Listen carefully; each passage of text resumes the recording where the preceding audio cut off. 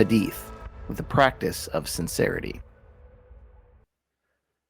This month's Hadith is from Sahih Muslim, number 55. It is narrated on the authority of Tamim ad-Dari that the Prophet said, "The religion is sincerity." Then we said, "To whom?" He said, "To Allah, His book, to His messenger, and to the leaders of the Muslims and their masses." 2 episodes back, we talked about the word deen. Deen is the Arabic word for faith or religion, and it's often paired with another word, nasiha. Nasiha means advice, and that's a very good translation, but the word's spiritual essence is sincerity. What the Quran offers, for example, is not just advice. It's advice that should be acted upon with sincerity. The same can be said of the Sunnah, or the example of the Prophet. Muhammad is giving advice, and it should be practiced with sincerity. Now, what do I mean by sincerity? What did Muhammad mean by sincerity? Here's an example. Just pretend for a second you're a child. Go back. There's children listening to this, great, but I kind of doubt it. So pretend you're going back being a child. Your parents tell you to clean your room. They don't want to see a single toy or anything else on the floor. Now, you could just grab everything, cram it in the closet, and stuff it under the bed. If you do that, you technically did what you were told. Or, on the other hand, you can act with nasiha and carry out the task with sincerity. Put everything back in its place. Give it a sense of order. Even vacuum the carpet if there is a carpet. Or, to use another example, let's say your doctor is concerned about your health. There's only so much he can do if you continue to smoke and drink to excess at least, never exercise, eat nothing but garbage, but you refuse to change. Either you're ignorant and don't understand that the doctor is right, or you are indifferent to your health and don't think making any changes would really be worthwhile. Now, a doctor or a clergyman or a teacher is only as good as how seriously their advice is taken. A doctor simply can't keep someone alive who won't take basic medical advice, and a teacher can't force a child to do homework properly. The same is true of an imam or a priest or a rabbi. The full benefits of God's revelation or advice to humans only works if the prescription is carried out with vigor and with sincerity. So when Islam is dispensing its holy advice, to whom should Muslims be sincere? Now, I think if you asked him, Muhammad would probably say you should be sincere in everything. Everything that you do, toward everyone, all the time. But in this case, Muhammad is offering 5 specifics. The first, to be sincere to God. Believe in Him, obviously, but more so than that, put all your trust and your love into that belief. Come to God in full, sincere submission. This is very similar to the first commandment in the Bible, and Jesus saying to love God with all of your heart. The second, sincerity to the Quran. The Quran being the book of God, treat those words as if they came from God Himself, because in Islamic belief, they did.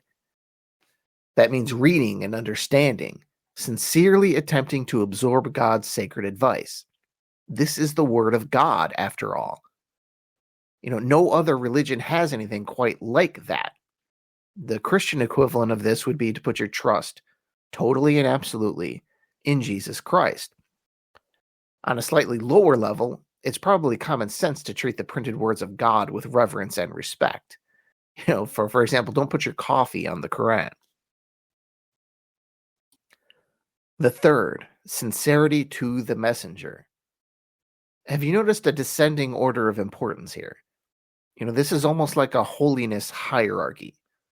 Be sincere to God and the instructions of God, and of course, to the person who is able to transmit that message to the people. This means reverence and obedience, but obviously not worship. And I do think there is a tricky line there for Muslims. As Christians, we can worship Jesus without feeling guilty about it because you're really worshiping God when you do that. But Muslims can't do that, so it becomes something similar to the reverence for a Christian saint.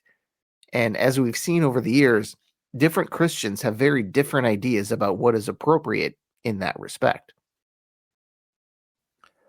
Now, the fourth, be sincere to Muslim leaders. It's so interesting Muhammad would say this, almost like he's talking about the future rather than his present.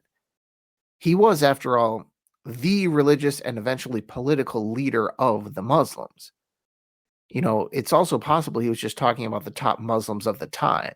Ali, Abu Bakr, Bilal, Umar, all those guys. But the funny thing about Islamic leadership, with the exception of many Shias, it's not really a top-down structure. Like I've said before, Sunni Muslim leadership is very egalitarian. Leaders are disposable and are supposed to listen to the people. So the sincerity actually flows both ways here. The leader needs to tell the people when they have erred, and likewise the people need to do the same for their leaders.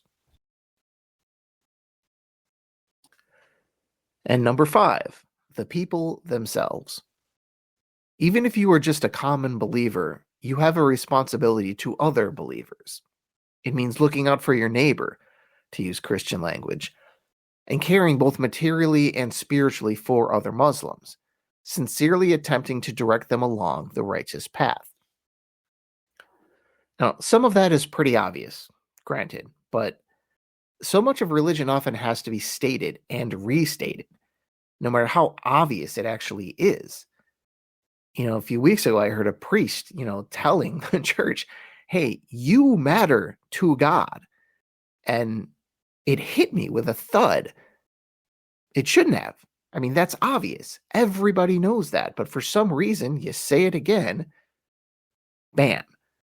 And reiterating that religion should be practiced sincerely is most definitely one of these things that should be repeated over and over and over again. It's important no matter what the actual religion. Because really, without sincerity, what's religion? It becomes something that can't really be defined as religion anymore. It becomes akin to an ethnicity, a superficial tribal marker, a shallow social club. Really, if a religious adherent isn't sincere, isn't that person just engaging in a hobby? Now, about this hadith, going back to the hadith, I don't know this to be historically true, but in my mind, this hadith sounds like something from the late Medinan period. Early on, Muhammad was just teaching the basics to a group of people whose sincerity was completely obvious. But as time went on, and the Muslims gained political power, new converts would come along who needed to be reminded constantly that this religion is for real.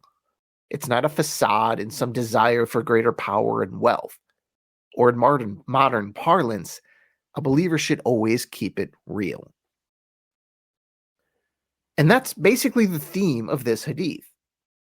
If it was a newspaper headline, it would read something like, Muhammad to the community, keep God's religion real. Always. Thank you, and I'll talk to you next time. Inshallah.